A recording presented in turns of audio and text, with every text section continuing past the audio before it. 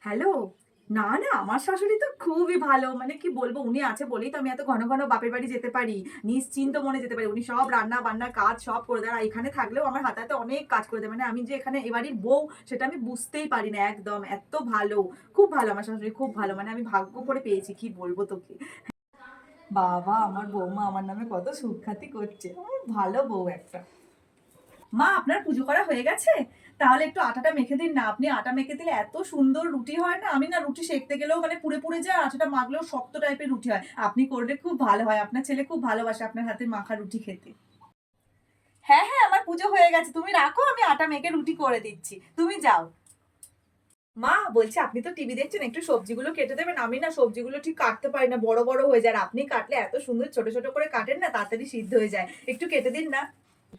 হ্যাঁ, দাও। হ্যাঁ, দাও। হ্যাঁ, আমি কেটে দিচ্ছি। তুমি কোনো চিন্তা করো না। আমি কেটে দিচ্ছি। মা, আজকে তো দিদিভাই আসবে। দিদিভাই তো এখন বেশ ১ সপ্তাহ মতো থাকবে বলেছে। ও না অনেকদিন আপনার হাতে রান্না খায়নি। আমাকে বলছিল, আপনি যদি এই কদিন রান্না করে দেন তাহলে খুব ভালো হয়। আমিও অনেকদিন আপনার হাতে রান্না খাইনি। আর আপনার ছেলেও কালকে রাত্রে এই কথাই বলছিল। আপনি রান্না করলে এত সুন্দর হয় না, মানে একটু বেশিই ভাত খেয়ে ফেলি যেন। হ্যাঁ বৌমা, তুমি ঠিকই বলেছো। আমার মেয়ে কতদিন আমার হাতে রান্না খায় না। ঠিক আছে, আমি এখন যতদিন আমার মেয়ে থাকবে আমিই সব রান্নাগুলো করে দেবো কদিন।